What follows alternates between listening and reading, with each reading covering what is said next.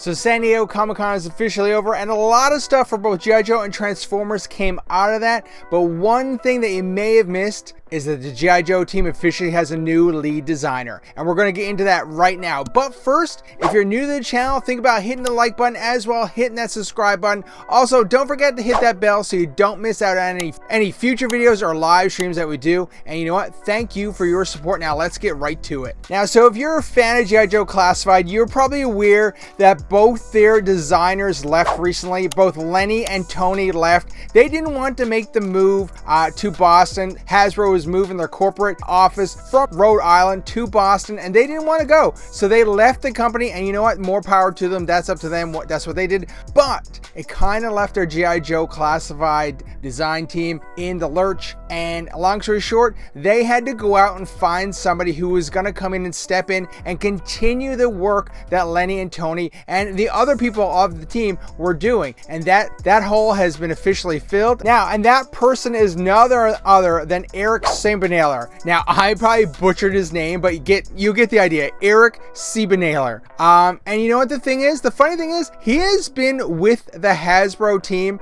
since roughly 2002, off and on. He left in, I think, 2021. He started his own business. He's back now in 2026. You know, for a few months ago, he was part of the Transformer team apparently, but now he's going to be the lead designer on the G.I. Joe team. And like, the thing is, he's been around before, and I think it's kind of good that they actually have somebody that actually knows the ins and outs of working with Hasbro, instead of sometimes it's not great when you get somebody fresh off the streets that has to learn the ins and outs and then apply what they now learn to their job. So it kind of takes them a time to warm up. Anyways, we'll get to see how he transitions into the G.I. Joe team very quickly.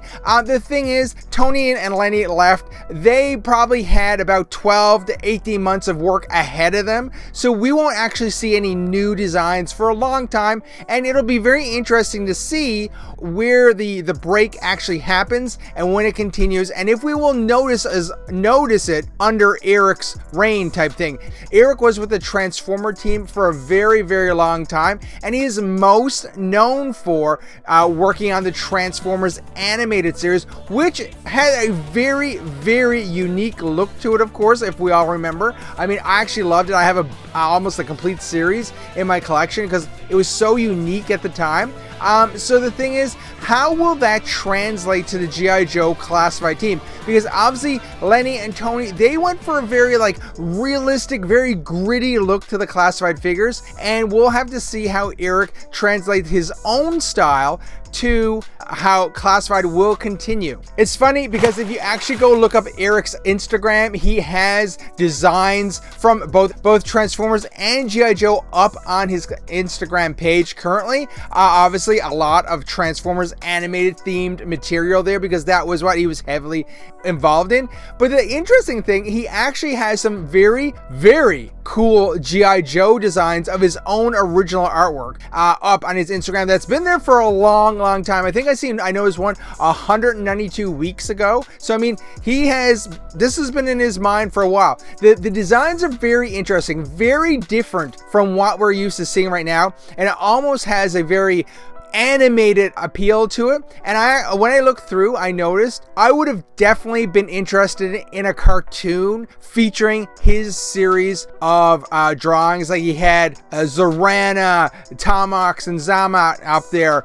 He had a lot of characters, Snake Eyes. He had a lot of characters up there, and they look great. But I think they would have made an amazing G.I. Joe animated series, somewhere falling between like a Renegades and a G.I. Joe Real American Hero look to it. I think it would have been great. I certainly would have watched it. I would have been in for 3 or 4 seasons of it for sure. But once again, so this is what he's known for, is kind of very animated look. We'll see how that translates into our very realistic G.I. Joe Classified. I'm sure a person of this talent can very easily adjust, make what they do, translate it to what has been done, and continue it and be very successful. I'm very curious to see what Eric can do, and I'm sure you are too. So let me know in the comments below, what do you think about Eric joining the team?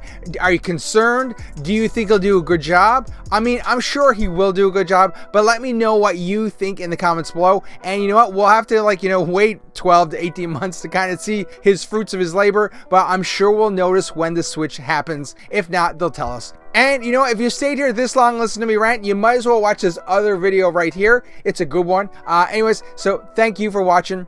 We'll see you in the next one. Bye.